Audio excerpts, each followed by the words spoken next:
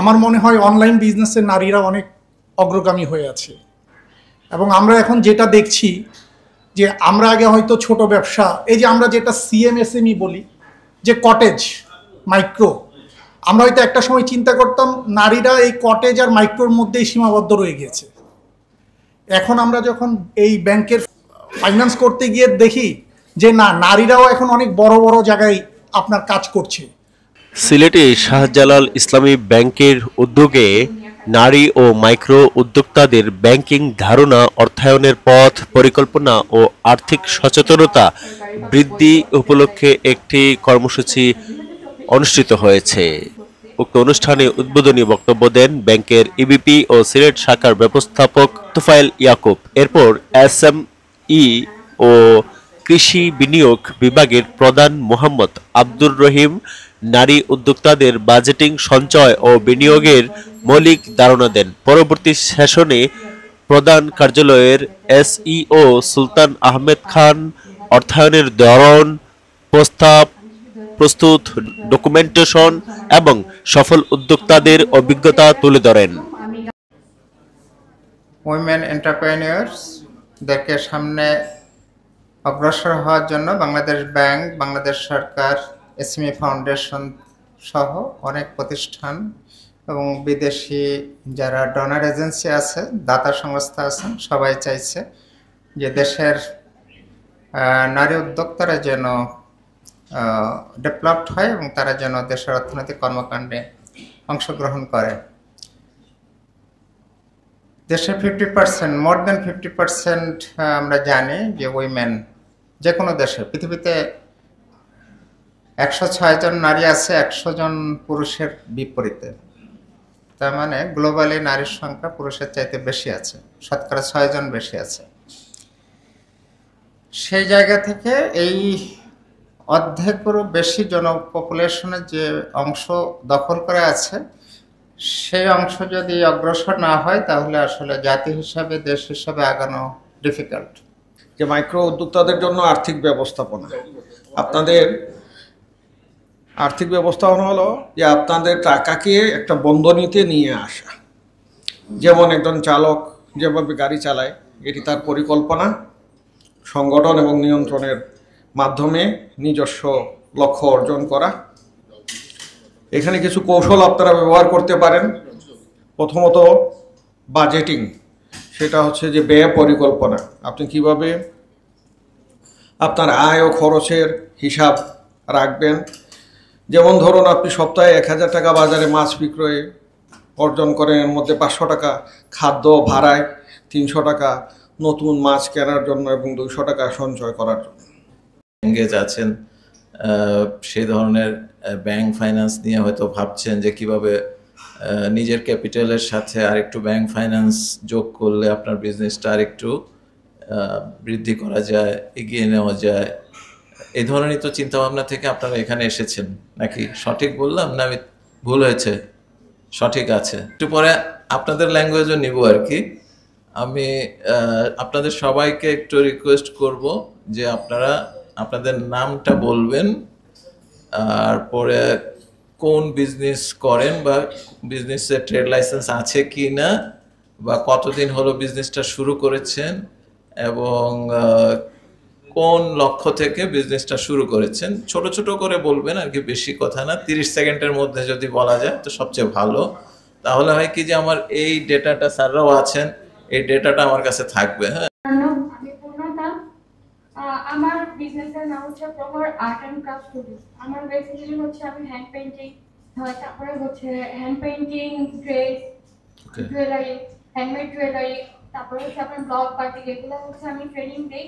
আমি নিজেও হচ্ছে অনলাইনে শেখাই, আর্ট করি। আমার বিজনেস হচ্ছে এটাই। তারপর মেইনলি আমি হচ্ছে ক্যানভাস পেইন্টিং করি। ওকে, ক্যানভাস পেইন্টিং এটাই। আর আমার হচ্ছে আপনার বিজনেসের যাত্রা শুরু 19 থেকে, করোনার আগে থেকে শুরু। তারপরে হচ্ছে আপনার এখন পর্যন্ত চলমান আছে। আর আমার ট্রেড লাইসেন্স করেছে 1 বছর হয়েছে, ব্যাংক অ্যাকাউন্ট আছে। ওকে, থ্যাংক ইউ। আমার নাম ম্যাপরিন চৌধুরী। আমি হোমমেড ফুড নিয়ে কাজ করি আমার বাসা। আর আমার পেজ আছে, পেজের নাম হচ্ছে ম্যাপরিনস কিচেন। আর এটা সরকারিভাবে বৈধ, ট্রেড লাইসেন্স আছে। আর আমি এটা 2024 সাল থেকে আর কি রানিং করছি, এখন আর কি রান আছে এটা। আর এটার আমি একটু সামনে একটু ইমপ্রুভ করতে চাই না, যে কারণে আমার কিছু প্ল্যান আছে। আর এটা প্ল্যান অনুযায়ী কাজ করতে গেলে আমার কিছু ইনভেস্টর দরকার। বিয়েটা বাইরে আছে আর আমি নিজেই করি। ঠিক আছে, ধন্যবাদ। আমি খুশি কাটা ফোন নিয়ে কাজ করছি, আমার লাইসেন্স আছে আর আমার কোনো শোরুম নাই। আমি এখন দোকানে দোকানে সেলস দিই, ওরা বিক্রি করে আমাকে দেয়, এই ধরনের কাজ আমি করি। ও সুন্দর। এটা ব্লাউজে আমি ফাতেমা সুলতানা। আমি করোনার সময় আমি খামার নিয়ে একটা কাজ করছিলাম, কিন্তু করোনার পরবর্তীতে বন্যার পরবর্তীতে আবার বিভিন্ন কারণে আমি এটা চেঞ্জ করে ফেলছি এবং আমি এখন আছি ফার্মেসি ব্যবসায়। আমার এইবার রানিং 4 বছর। আমার একটা এগ্রো ফার্ম আছে, মানে আমার না, আমাদের ফ্রেন্ডস এন্ড ফ্যামিলি, এবং এটা বালাগঞ্জে আছে। আমরা কুরবানির পারপাসে আমরা গরুগুলা চৌধুরী। আমার লেডিস টেলার্স এন্ড ফেব্রিক্স 2013 সাল থেকে আমার ট্রেড লাইসেন্স আছে। শামসুন্নাহ সুমন। আমার পেজ হচ্ছে MS স্মার্ট শপ। আমার অনলাইন অফলাইন দুটোই বিজনেস। আমার উপশহর আমার বিজনেস সেন্টার। আমি বিজনেস করি 2016 সাল থেকে, 2016 থেকে। আর ট্রেড লাইসেন্স 2018 থেকে। আর ব্যাংক রিলেটেড সব কাগজপত্র আছে আমার ব্যাংকে। আমার একটা লোন প্রায় শেষ। আমার 2006 থেকে বিজনেস। আগে আমার বাসার সামনেই অটোমেটিক্যাল ছিল, এখন সুমিত বাজারে ট্রেড লাইসেন্স দিয়ে সব আছে। Business running. জি, খাবারের ব্যবসা আছে। 2020 সাল থেকে আমার ব্যবসা চালু আছে, এখন চলছে। আমার ফুডের বিজনেস আছে 2018 থেকে। আমি ঘরে হোম মানে অর্ডার করি, তো আমাদের একটা কিচেনের নাম আছে জায়ান্ট কিচেন। তো আমরা এগুলো ফান্ডা অর্ডার দিই। আদাব, আমার নাম নিতারানি দে, আমার বাসা আটালিয়া। আমি এখন শিক্ষক আর আমি একটা স্বাস্থ্য সামগ্রী নিয়ে ব্যবসা করি। আচ্ছা, আমি SMC এর মাধ্যমে কাজ করি, তার লাইসেন্স আছে আমার। থেকে বিউটি পার্লারের ব্যবসা করি আর 2018 সাল থেকে অনলাইনে বিজনেস করি পার্লারে। আমার বর্তমানে একটা সুতার পার্লার আছে, ট্রেড লাইসেন্সও আছে। ওকে। আমি একজন চাকরিজীবী, সেই সঙ্গে আমার কেক পেস্ট্রি বিজনেস আছে। 2016 থেকে আমি কাপড়ের বিজনেস শুরু করেছিলাম। কাপড়ের বিজনেসে খুব ভালো একটা রান করতে পারিনি।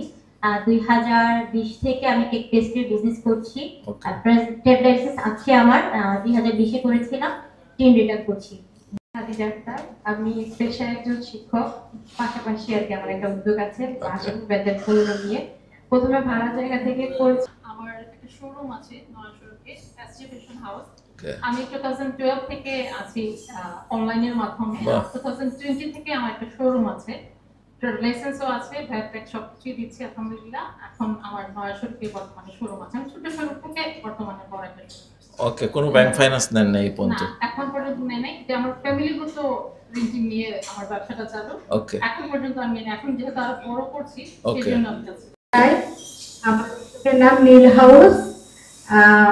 আমার ব্যবসা হচ্ছে 2000 থেকে। আমার 2021 থেকে ট্রেড লাইসেন্স আছে, 3ও আছে। আর এই যেহেতু ব্যাংক প্রোগ্রাম, এর তবে মনে করছি একটা বলা প্রয়োজন। আমি ওয়ার্ল্ড ব্যাংকের উইফি প্রজেক্টের আন্ডারে টপ 10 উদ্যোগ। স্বপ্নাম চিরান। আমি ছোট্ট একটা বিউটি পার্লার দিয়ে শুরু করেছি। আমার হচ্ছে 12 বছর হয়ে গেছে পার্লার ব্যবসা। ট্রেড লাইসেন্স আছে। আমার হচ্ছে অনলাইন বিজনেস ছিল, লাস্ট 1 বছর ধরে পাড়ায় ছোটখাটো একটা দোকান আছে। ট্রেড লাইসেন্স আছে, বেকিং এর বিজনেস প্লাস ছোটখাটো মুদি ব্যবসা। কবে নাগাদ শুরু করেছে? 1 বছর। দোকান হচ্ছে 1 বছর, অনলাইনে 2 বছর। আমি রেবেকা ইয়াসমিন। আমার বিজনেস হচ্ছে হোমমেড খাবার নিয়ে আমি কাজ করি।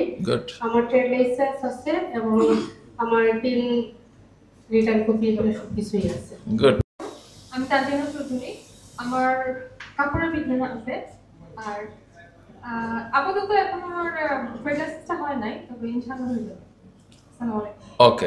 পারে না, সেজন্য আপনাদেরকে উদ্যোক্তা বানানোর জন্য, যারা চাকরিতে আছেন, চাকরির বাইরে যারা উদ্যোক্তা বানানোর জন্য বাংলাদেশ সরকার SME ফাউন্ডেশন, কেন্দ্রীয় ব্যাংক, আমাদের কমার্শিয়াল ব্যাংকগুলোকে নির্দেশনা দিয়েছে, অ্যাট এনি কস্ট আমাদের দেশের নারী শক্তিকে, নারী সমাজকে উদ্যোক্তা বানাতে হবে। এ ব্যাপারে বর্তমান সরকারের যিনি চিফ, উনি ওনাদের গ্রামীণ ব্যাংকের মাধ্যমে, এনজিওগুলোর মাধ্যমে নারীদেরকে স্বাবলম্বী করার পেছনে ফাইন্যান্সিয়াল ট্রানজ্যাকশনের মধ্যে এনে তাদেরকে অনেক দূর অগ্রসর করেছেন বলে ওনাকে শান্তিতে নোবেল পুরস্কার দেওয়া হয়েছিল, পৃথিবী তাকে রিকগনিশন করেছে আর কি।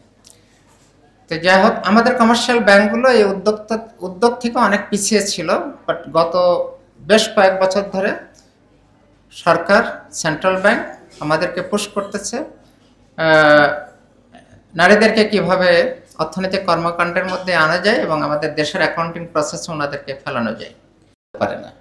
সেই জন্য আপনাদেরকে উদ্যোক্তা বানানোর জন্য, যারা চাকরিতে আছেন, চাকরির বাইরে যারা উদ্যোক্তা বানানোর জন্য বাংলাদেশ সরকার, এসএমই ফাউন্ডেশন, কেন্দ্রীয় ব্যাংক আমাদের কমার্শিয়াল ব্যাংকগুলোকে নির্দেশনা দিয়েছে অ্যাট এনি কস্ট আমাদের দেশের নারী শক্তিকে, নারী সমাজকে উদ্যোক্তা বানাতে হবে।